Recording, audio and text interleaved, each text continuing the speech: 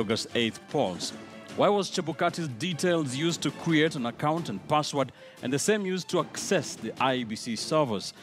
This is just one of the many questions that Chebukati wants answered. Questions that point to growing concerns of a split in the Electoral Commission. Welcome to the broadcast. Kivumbi2017 begins right now. I am Ben Kitili, and before we get right into the details of that memo by IEBC Chair Wafula Chebukati, let's cross live to the Jubilee headquarters where Sophia Onuna is standing by for more reactions on this and to just take us through these questions that Wafula Chebukati is asking. And Sophia, before we get into those main issues, there has been, looking at that memo, what the first item is an issue about some contradiction that Wafula Chebukati is accusing his CEO of about. Can you tell us more about this? Good evening. Good evening, Ben. As you mentioned, as the country was coming to terms with that ruling of the Supreme Court, now Kenya must contend with a very worrying and clear picture of an independent electoral and boundaries commission at war with itself, with just 39 days to go to a repeat presidential election. To that leaked memo from the IEBC chair to the CEO, 12 critical, crucial, tough questions being raised by the chair, demanding answers from the CEO, Ezra Chiloba. And as you said, the first question, the chair is seeking clarification why the CEO chose to contradict a statement by the chair. In that particular memo, it is not clear what the references are, but we have gotten and we have details of that memo that the chair was talking about. And this is after the chair of the IEBC, following the annulment of the presidential election. Remember, when addressing the media in the country, he talked about that the commissioners had just been in office for 7 months. There had been changes at that level. But however, at the secretariat level, there were no changes, saying that following that ruling, heads would roll, that there would be changes in as far as staffing is concerned, and even invited the DPP to come investigate and thereafter prosecutions in as far as those who are culpable is concerned. However, what this chairperson was seeking clarification in as far as contradiction is, thereafter there was a memo sent to the staff, the secretariat staff, by the CEO, Ezra Chiloba, and this was a memo thanking them for their work, acknowledging that they had put out and put the best foot forward, if you like, Ben, congratulating them for a job well done, and saying that they should keep perspective in the days ahead as they prepare for the fresh election, and that many may not understand the challenges they face, but they should be proud of themselves in essence. So this seen as a contradiction of a chair talking about heads about to roll and a CEO congratulating a staff, Ben. Sophia, to the other issues now, and there's an issue about the different or various statutory forms that the IEBC contracted Al Ghurair to print, and they were supposed to have some security features, and this was mentioned in the just concluded Supreme Court, the presidential petition at the Supreme Court.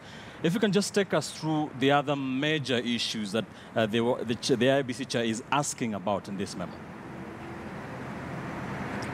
Indeed, Ben, as I said, 12 issues in total. To mention some of those, as you said, the question of security features in the statutory forms that were used during the general election. And when we talk statutory forms, I mean the Forms 34A, Forms 34B, Forms 34C. Remember, that was a crucial area that came up in the hearings at the Supreme Court. And the chairman of the IEBC asking the CEO to explain, because the contract with Al Ghurair indicated there would be these security features, why some of these forms did not have that. Also raised by the chair's memo to the CEO is that some printers and scanners had been purchased. However, there are questions about why they all delivered, and in some cases where they were delivered, there were failures. So he's asked to explain why that was the case.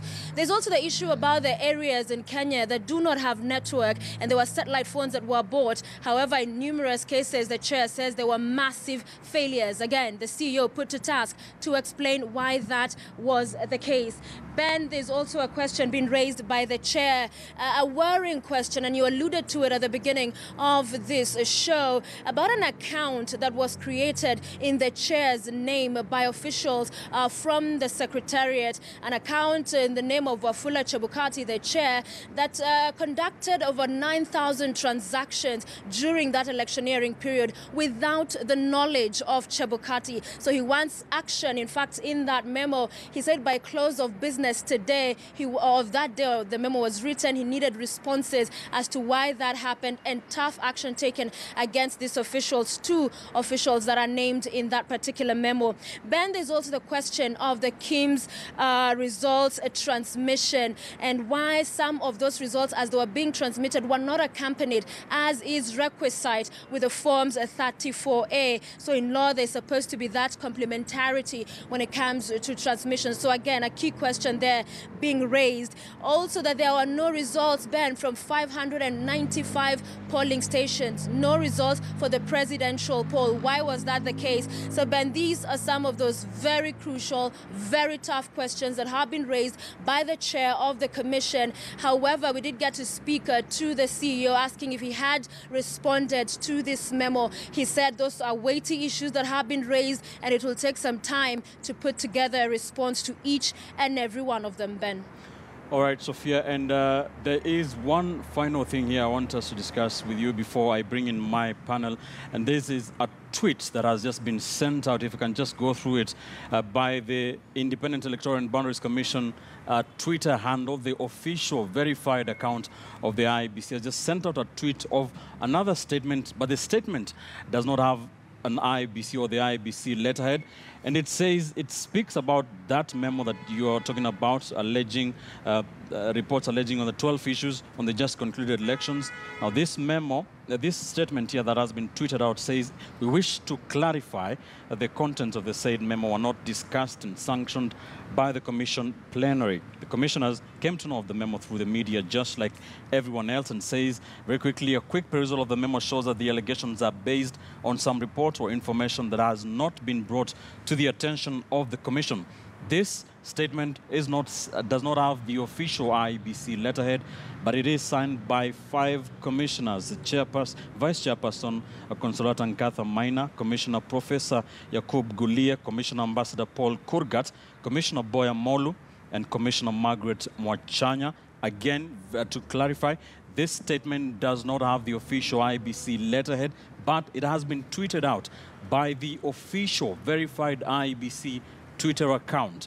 Sophia, what do we know about this? Indeed, Ben, this just goes to really point to that split, that a commission at war with itself, because as you said, that earlier leaked memo from the chairperson of the IEBC, it bears the official stamps of the IEBC, it bears a stamp as well from the office of the CEO, being marked as received by the CEO. Then comes what you're talking about now, no letterhead on that communique, but however been tweeted by the official handle of the IEBC, and also notably 5 commissioners of the IEBC signing that. So clearly a divide, 5 against 2 if you like, the other 2 being the chairperson Wafula Chebukati and Commissioner Akombe Rosemary as well. Rosemary Akombe, I beg your pardon. So those 2 appearing to not see eye to eye with these other 5 commissioners. And it is also notable, Ben, to see from this communication from the other 5 commissioners that in essence they're coming in the defense of the Secretariat. You'd expect that perhaps the Secretariat would speak for itself. So what this portends going forward is a wait and see, but worrying for a country that has just come from an election, now has to go to another election, numerous changes again being proposed from both sides of the political divide, changes already being put in place as we had from that project project team that was announced by Chebukati the other day, and allegations that there have not been consultations amongst the commissioners. So in as far as how this will play out, we will wait to see. But later on, Ben, during our 9 o'clock broadcast, we will be speaking, and that is why we're here to the Secretary General Jubilee Party, that's Raphael Tuju, to get a sense of what they make of these kind of issues that are playing out so late in as far as the upcoming presidential repeat poll is concerned. So he'll be telling us his views, and also we understand they have made more, or rather just given sent communication to the IEBC and as far as the other issues they'd want addressed before that repeat poll. So Ben, worrying a situation, but this is where we stand, 39 days to that repeat poll. Thank you, Sophia. Sophia coming to us live from the Jubilee Party headquarters. At the top of the hour, of course, shall be speaking or getting reactions from the Jubilee Party. Let's get reactions on this from the National Super Alliance side before we talk with my panelists. That is Raila Odinga, of course, the NASA brigade, feeling that they have been they have been correct all along following that concluded Supreme Court petition. Let's listen in to what the NASA brigade had to say about this. Our experts found from the logs which they were given by the IEBC themselves when they refused to open the server. They gave our people the logs, and our experts were able to decipher and find out that in fact, as they started entering data in the server on the 7th of August, that's a day before the polling, they had already started polling themselves inside it.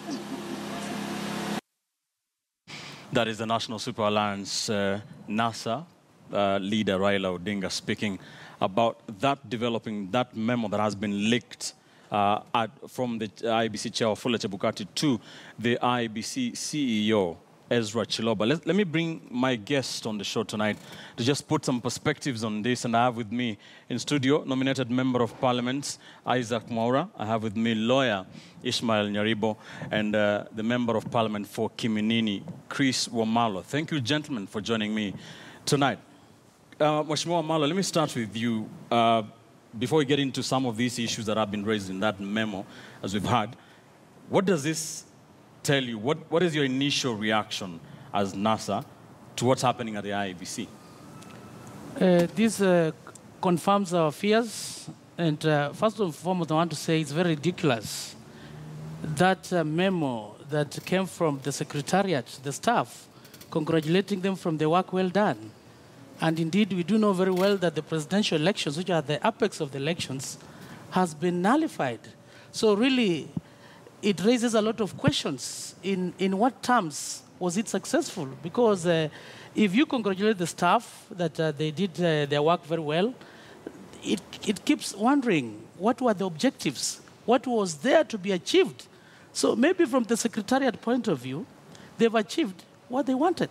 Because really, Kenyans wanted the elections, and the elections were nullified by the Supreme Court. And this particular time, we expected the Secretariat to go back and reflect what went wrong, but not to congratulate the staff for the work well done, and yet the presidential results had been nullified. And this confirms our fears. And Ben, one thing you need to know, that when the center cannot hold, things fall apart. All right. And this saying which says, siku za mwizi ni 40, na siku za nyani kufa zikifika, kila mtu unateleza. This confirms all our fears. All right. It is very clear under Article 38 of the Constitution that every Kenyan citizen has a right for free and fair elections. When you go to Article 88, it's the IEBC that is responsible to conduct elections. And whatever is happening, I expect the heads to roll. We know very well that IEBC is an independent body, and that Article 249 of the Constitution should not be guided. Today, I was even shocked when I heard some 2 gentlemen have gone to court that no disciplinary action should be taken against the staff. I want to say this, that when it comes to governance structures, the Commission has a right to discipline any staff, starting from the CEO, without any interference. They're only the commissioners, which is outlined in Article 251 on their removal. We'll get into so that. I'm trying to suspect foul play. And Jubilee has been on front line saying that they robbed their sovereign power of the people. This to show that the sovereign power of the people has been robbed. All right. Mheshimiwa Mwaura, according to, or going by the ruling by the Chief Judge, Justice Maraga on Friday, the ruling by the Supreme Court, the third respondent, Uhuru Kenyatta, did not, do any wrong, but there was massive irregularities or massive, things being raised or accusations against the Independent Electoral and Boundaries Commission. And just a week later, this is happening at the IEBC, and NASA feel they're now justified to accuse the IEBC of conducting, or seeing through a stolen process. What is your reaction as Jubilee? Yeah, I think first and foremost, I want to correct you. I'm nominated senator now, not member yes, of parliament. Sorry. In terms of the Kenyan parlance, it's good to have that clear. No, senators also members of parliament. That is the member of the National Assembly and member of the Senate. Yes. That is very clear. And my good brother here, who's a second-termer like myself, is a member of the National Assembly. And so you cannot refer to him as member of parliament and then... Let us not get into that. You are members of parliament. Let us address the issue. All right. You as Jubilee have been, or Jubilee Party has been defending the IEBC much. No, the issue is, Ben Kitili, you are very quick to say that on one hand, that respondent was found not culpable. Then you go ahead to say there were irregularities. I mean, you are speaking from both ends of your mouth, you bet. The issue is, there are issues that are arising from the IEBC. Yes. And IEBC is the body that is mandated under Article 88 of the Constitution, Chapter 15 Commission, to superintend over the elections of this country. Now, it is quite telling when you see the chairman of the commission is being accused by other commissioners that they are not discussing things in the plenary.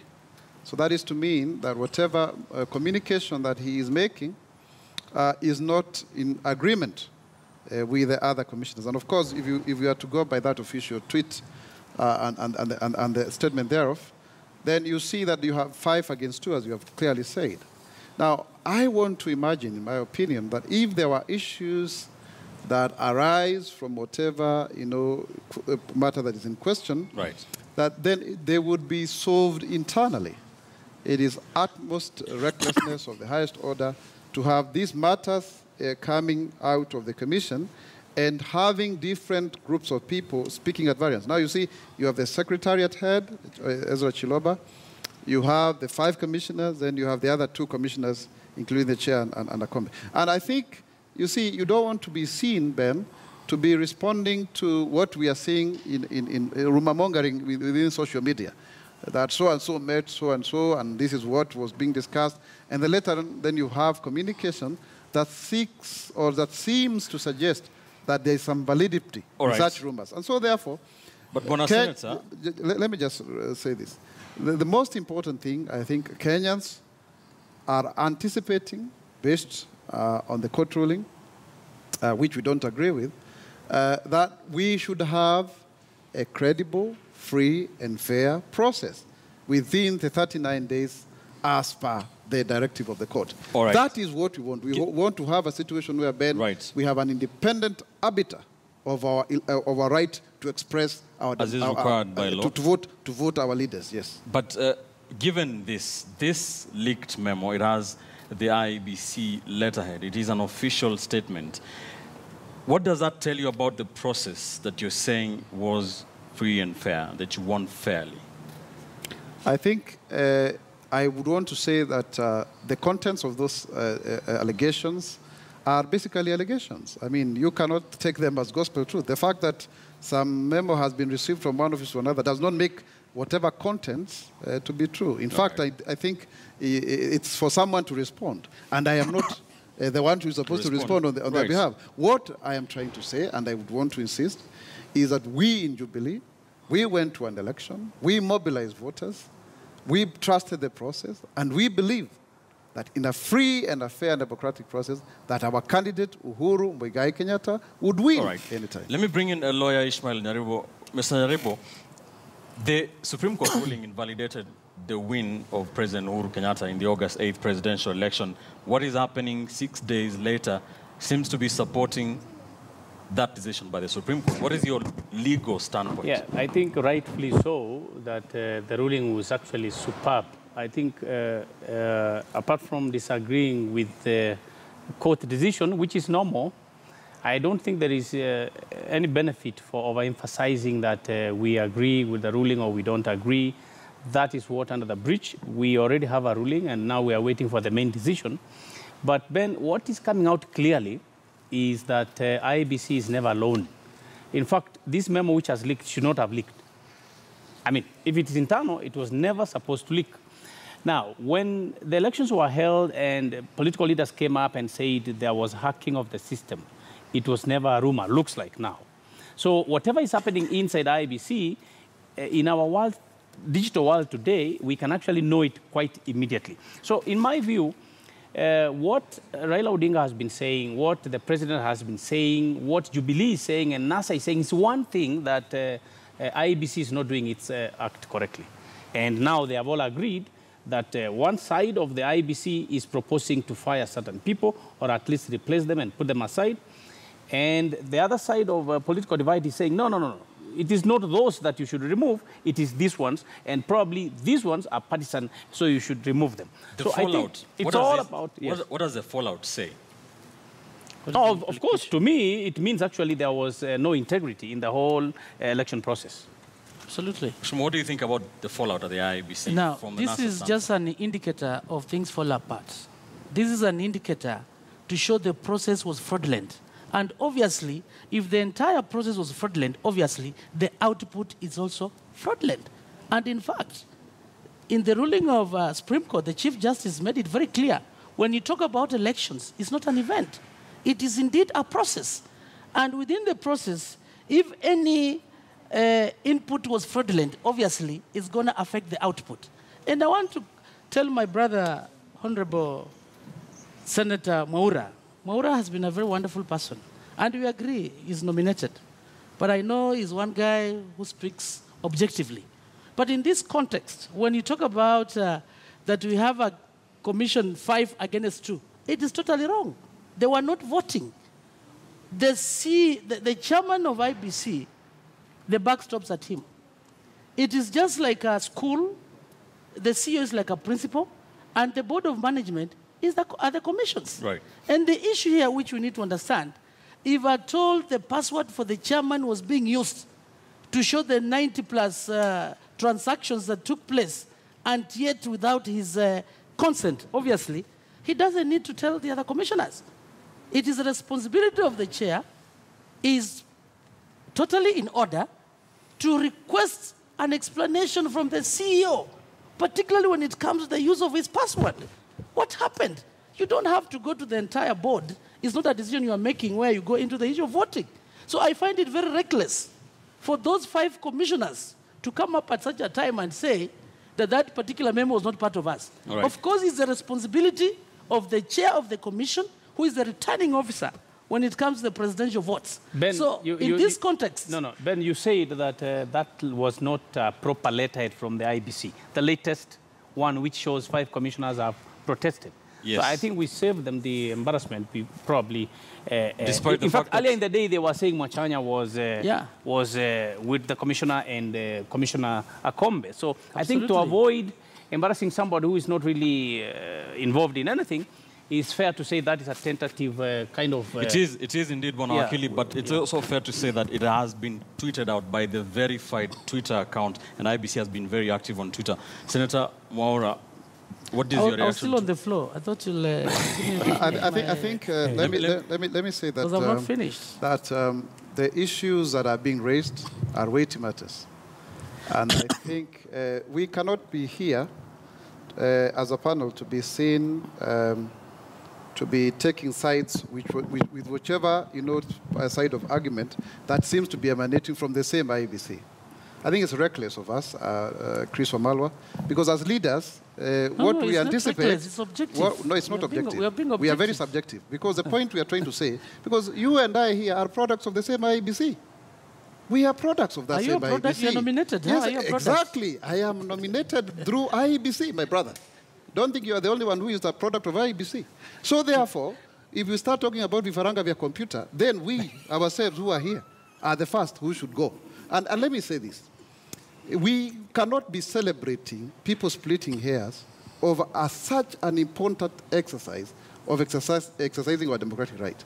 Then, what we want, and I think that is what Kenyans want, is not to be in a level where we are doing ethnic profiling, that you can only trust individuals whose surname seems to agree with your political inclination. I think this is the lowest point of our Kenyan history.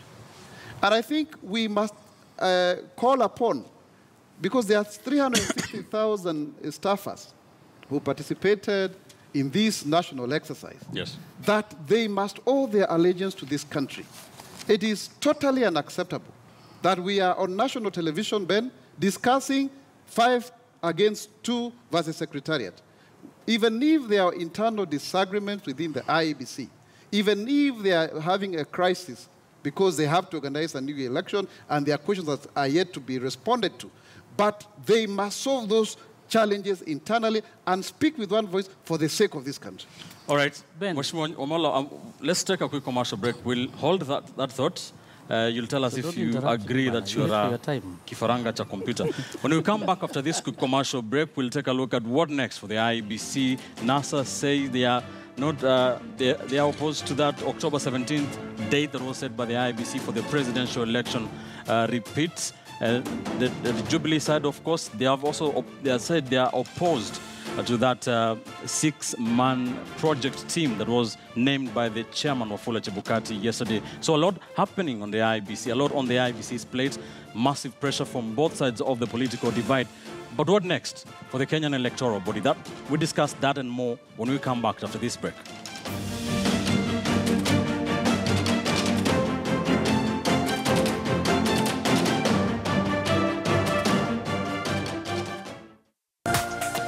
This is KTN News.